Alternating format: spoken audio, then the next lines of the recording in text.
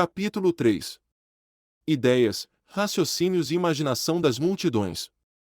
As ideias das multidões. Ao estudarmos numa outra obra o papel das ideias na evolução dos povos, provamos que cada civilização deriva de um limitado número de ideias fundamentais raramente renovadas. Expusemos então como estas ideias se enraizam na alma das multidões, a dificuldade com que penetram, e a forma que possuem depois de terem penetrado. Mostramos também que as grandes perturbações históricas são causadas na maior parte das vezes por modificações nestas ideias fundamentais. Como tratei esse assunto com pormenor, limitar-me-ei agora a dizer algumas palavras sobre as ideias acessíveis às multidões e as formas como elas as concebem. Podem dividir-se em duas categorias. Uma compreende as ideias acidentais e passageiras, criadas sob as influências do momento, como, por exemplo, o entusiasmo por um indivíduo ou uma doutrina. A outra pertencem às ideias fundamentais, a que o meio, a hereditariedade e a opinião dão uma grande estabilidade, como outrora as ideias religiosas, e nos nossos dias, as ideias democráticas e sociais. Poderiam representar-se as ideias fundamentais pela massa das águas de um rio que lentamente segue o seu curso, e as ideias passageiras pelas vagas, sempre variáveis, que agitam a superfície e que, embora sem real importância, são mais visíveis do que o correr do próprio rio. Hoje em dia, as grandes ideias fundamentais de que viveram os nossos pais parecem cada vez mais vacilantes, e simultaneamente, as instituições que assentavam sobre elas veem-se profundamente abaladas. Atualmente, aparecem muitas pequenas ideias transitórias de que falei há pouco, mas poucas são as que chegam a adquirir uma influência preponderante. Quaisquer que sejam as ideias sugeridas às multidões, só se poderão tornar dominantes, se revestirem de uma forma muito simples, e lhes aparecerem representadas sob o aspecto de imagens. Estas ideias e imagens não se ligam entre si por nenhum laço lógico de analogia ou sucessão, podem substituir-se umas pelas outras, como os vidros da lanterna mágica que o operador tira da caixa onde estavam guardados. Isso torna possível observar nas multidões uma sucessão de ideias totalmente contraditórias. Segundo as circunstâncias do momento, a multidão ficará sob a influência de uma ou outra das ideias guardadas no seu entendimento, e cometerá por isso os atos mais contraditórios, sem que a sua total ausência de espírito crítico lhe permita perceber-se dessas contradições. Aliás, isso não é um fenômeno específico das multidões. Pode encontrar-se em muitos indivíduos isolados, não só entre os seres primitivos, mas em todos os que deles se aproximam por qualquer característica do seu espírito, como, por exemplo, os sectários de uma fé religiosa intensa. Tive oportunidade de observar em hindus educados que estudaram nas nossas universidades europeias e tiraram os seus cursos. Ao seu fundo imutável de ideias religiosas e sociais tinha-se sobreposto, sem minimamente as alterar, uma camada de ideias ocidentais sem qualquer ligação com as outras. Segundo as ocasiões, apareciam umas ou outras, com os discursos correspondentes, e o mesmo indivíduo apresentava assim as mais flagrantes contradições. Contradições mais aparentes do que reais, pois no indivíduo isolado, só as ideias hereditárias têm poder bastante para se tomarem verdadeiros motivos de conduta. Só quando, por cruzamentos, o homem se encontra sob a influência de impulsos de hereditariedade diferentes é que os atos podem ser, de um momento para o outro, totalmente contraditórios. É inútil insistir sobre estes fenômenos, embora sua importância psicológica seja capital. Para o chegar a compreender, julgo que são precisos pelo menos 10 anos de viagens e observações. Visto que as ideias só são acessíveis às multidões depois de revestirem uma forma muito simples, para se tornarem populares têm de sofrer completas transformações. Quando se trata de ideias filosóficas ou científicas, um tanto elevadas, são necessárias profundas modificações, para de degrau em degrau, descerem ao nível das multidões. Essas modificações dependem sobretudo da raça a que pertencem às multidões, mas são sempre minimizantes e simplificantes.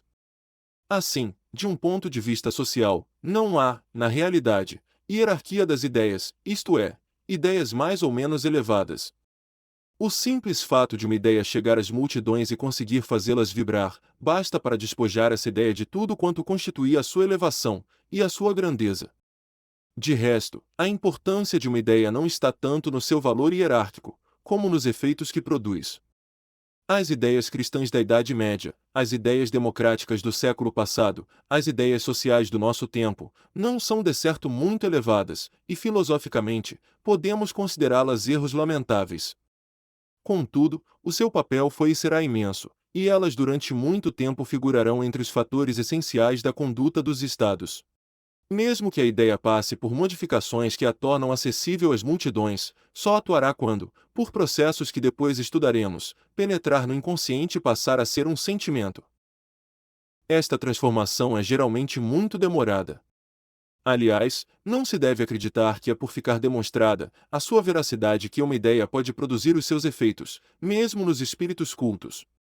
Verificamos facilmente que a mais clara demonstração, pouca influência consegue ter na maioria dos homens. A evidência mais patente poderá ser, de certo, reconhecida por um ouvinte instruído, mas este depressa se verá reconduzido, pelo inconsciente, às suas concepções primitivas. Poucos dias depois, usará de novo os antigos argumentos, e exatamente nos mesmos termos. Na realidade, ele está sob a ação de ideias anteriores que se tomaram já sentimentos, e só essas atuam sobre os motivos profundos das nossas ações e das nossas palavras. Quando, por processos diversos, uma ideia acaba por se enraizar na alma das multidões, adquire um poder irresistível e dá origem a uma cadeia de consequências. As ideias filosóficas que conduziram à Revolução Francesa levaram muito tempo até se implantarem na alma popular. Mas quando lá penetraram, conhece-se bem a força irresistível que tiveram. O impulso de um povo inteiro para a conquista da igualdade social, para a realização de direitos abstratos e de liberdades ideais, fez vacilar todos os tronos e alterou profundamente o mundo ocidental. Durante 20 anos, os povos precipitaram-se uns sobre os outros, e a Europa conheceu hecatombes comparáveis às de Gengis Khan e Tamerlão. Nunca o mundo viu tão claramente o que o desencadear de ideias com capacidade para mudar os sentimentos pode provocar. Se é certo que as ideias precisam de muito tempo para se estabelecerem na alma das multidões, não precisam de menos tempo para de lá saírem. Por isso, as multidões, quanto às ideias, têm sempre um atraso de várias gerações relativamente aos sábios e aos filósofos. Todos os homens de Estado sabem hoje como são erradas as ideias fundamentais que citamos há pouco, mas, como a sua influência é ainda muito forte, veem-se obrigados a governar seguindo princípios em cuja verdade deixaram já de acreditar. Os raciocínios das multidões. Não se pode afirmar peremptoriamente que as multidões não se deixam influenciar pelo raciocínio. Mas os argumentos que utilizam, e os que sobre elas atuam, são do ponto de vista lógico, de tal modo inferiores que só por analogia podem ser considerados raciocínios. Os raciocínios inferiores das multidões, tal como os superiores, baseiam-se em associações, mas as ideias associadas pelas multidões só têm entre si laços aparentes de semelhança ou sucessão. Encadeiam-se como as de um esquimó que sabe que o gelo, corpo transparente, se derrete na boca, e conclui por isso que o vidro, também transparente, deverá do mesmo modo derreter-se na boca, ou como as do selvagem que acredita que comendo o coração de um inimigo corajoso fica possuidor dessa coragem, ou como as de um operário, que por ser explorado pelo patrão, conclui que todos os patrões são exploradores. A associação de coisas dissemelhantes, que apenas têm relações aparentes, e a generalização imediata de casos particulares são as características da lógica coletiva. São associações deste tipo que são sempre apresentadas às multidões, pelos oradores que as sabem manejar, pois são as únicas capazes de as influenciar. Uma sequência de raciocínios rigorosos seria completamente incompreensível para as multidões, e por isso se pode dizer que elas não raciocinam ou raciocinam erradamente, ou não são influenciáveis pelo raciocínio. Por vezes ficamos espantados, quando os lemos, com a debilidade de certos discursos que exerceram enorme impacto sobre aqueles que os ouviram, mas esquecemo-nos de que eles foram escritos para convencer grupos, e não para serem lidos por filósofos. O orador em comunicação íntima com a multidão, sabe evocar as imagens que a seduzem. Se o conseguir, atinge a sua finalidade, e um volume cheio de discursos não vale a meia dúzia de frases capazes de seduzir as almas que era necessário convencer. É inútil acrescentar que a incapacidade das multidões para raciocinar as priva de todo o espírito crítico, ou seja, da capacidade de distinguirem a verdade do erro e de formularem um juízo preciso. Os juízos aceitos pelas multidões são sempre juízos impostos, e nunca juízos discutidos. Quanto a este aspecto, são numerosos os indivíduos que não ultrapassam o nível das multidões. A facilidade com que certas opiniões se generalizam deve-se sobretudo à impossibilidade de a maior parte dos homens formularem uma opinião baseada nos seus próprios raciocínios. A imaginação das multidões. Como em todos os seres em que o raciocínio não intervém, a imaginação representativa das multidões é susceptível de ser profundamente impressionada. As imagens que um personagem, um acontecimento, um acidente, evocam no seu espírito têm quase a vivacidade das coisas reais. As multidões estão um pouco na situação da pessoa adormecida cuja razão, momentaneamente suspensa, permite que surjam no espírito imagens de grande intensidade, mas que depressa se dissipariam se fossem submetidas à reflexão. As multidões, incapazes de reflexão e de raciocínio, não conhecem o inverossímil, ora as coisas mais inverossímeis são geralmente as que mais impressionam. É por isso que os aspectos maravilhosos e lendários dos acontecimentos são sempre os que mais impressionam as multidões. Na realidade, o maravilhoso e o lendário são os verdadeiros suportes da civilização. Na história, a aparência sempre desempenhou um papel bem mais importante que a realidade. Aí, é o irreal que predomina sobre o real. Porque só podem pensar por imagens, só por imagens as multidões se deixam impressionar. Só elas as conseguem aterrorizar ou seduzir, tornando-se finalidades de ação. É por essa razão que as representações teatrais, que dão a imagem na sua forma mais nítida, têm sempre uma influência enorme nas multidões. Pão e espetáculo eram na antiguidade para a plebe romana o ideal de felicidade. No decorrer dos tempos, este ideal pouco tem variado. Nada impressiona mais a imaginação popular do que uma peça de teatro. Toda a sala sente ao mesmo tempo as mesmas emoções, e se elas não se transformam imediatamente em atos, é porque nem o espectador mais inconsciente consegue ignorar que está a ser vítima de ilusões, e que riu ou chorou perante aventuras imaginárias. Mas, por vezes, os sentimentos sugeridos pelas imagens são tão fortes que, tal como as sugestões habituais, tendem a transformar-se em atos. É muito conhecida a história daquele teatro popular dramático, que se viu forçado a proteger na saída o ator que desempenhava o papel de traidor, para o poupar da violência dos espectadores indignados com os seus crimes imaginários. Isto constitui, em minha opinião, um dos indícios mais notáveis do estado mental das multidões, e, sobretudo, da facilidade com que podem ser sugestionadas. O irreal aparece-lhes com quase tanta importância como o real, e elas manifestam uma tendência evidente para os não distinguir. É na imaginação popular que se baseia o poder dos conquistadores e a força dos estados. E é atuando sobre essa imaginação que se arrastam as multidões. Todos os grandes feitos históricos, como a criação do budismo, do cristianismo, do islamismo, a reforma, a revolução, e nos nossos dias, a invasão ameaçadora do socialismo, são as consequências diretas ou remotas de profundas impressões, produzidas na imaginação das multidões. Por isso, os grandes homens de Estado de todas as épocas e de todos os países, incluindo os despotas mais absolutos, sempre consideraram a imaginação popular como o alicerce do seu poder e nunca tentaram governar contra ela.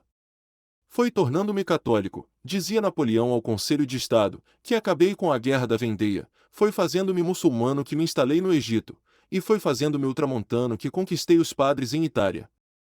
Se governasse o povo de judeus, restauraria o Templo de Salomão.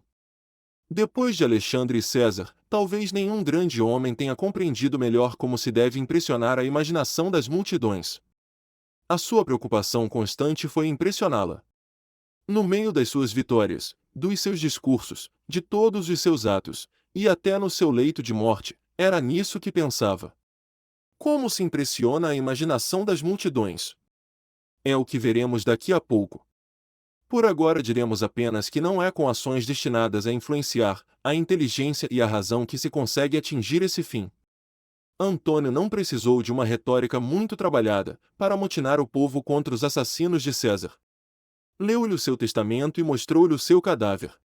Tudo que toca a imaginação das multidões apresenta-se sob a forma de uma imagem empolgante e nítida, livre de interpretações acessórias ou apenas acompanhada de alguns fatos maravilhosos, uma grande vitória, um grande milagre, um grande crime, uma grande esperança. O que é importante é apresentar as coisas em bloco, e sem nunca indicar a sua gênese.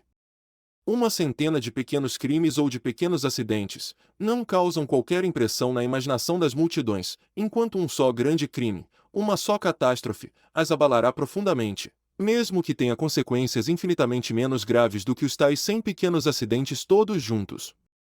A grande epidemia de gripe que numa semana provocou a morte de 5.000 pessoas em Paris, não impressionou a imaginação popular, porque esta verdadeira calamidade não se traduziu numa imagem visível, mas apenas em informações semanais de estatísticas. Mas um desastre, que em vez dessas 5.000 pessoas, tivesse feito morrer apenas 500, no mesmo dia, numa praça pública, por um caso bem visível como, por exemplo, a queda da Torre Eiffel, teria produzido imensa impressão na imaginação popular. A possível perda de um transatlântico, que por falta de notícias, se julgava naufragado, impressionou profundamente durante 8 dias a imaginação das multidões. Ora, as estatísticas oficiais mostram que no mesmo ano se perderam cerca de 1.000 navios. Mas, com estas sucessivas perdas de vidas e de mercadorias, nunca as multidões se preocuparam um só instante. Não são por isso os fatos em si mesmos que impressionam a imaginação popular, mas sim a forma como estes fatos se apresentam. Esses fatos devem, por condensação, se assim me posso exprimir, produzir uma imagem empolgante que encha e impressione o espírito. Conhecer a arte de impressionar a imaginação das multidões é conhecer a arte de as governar.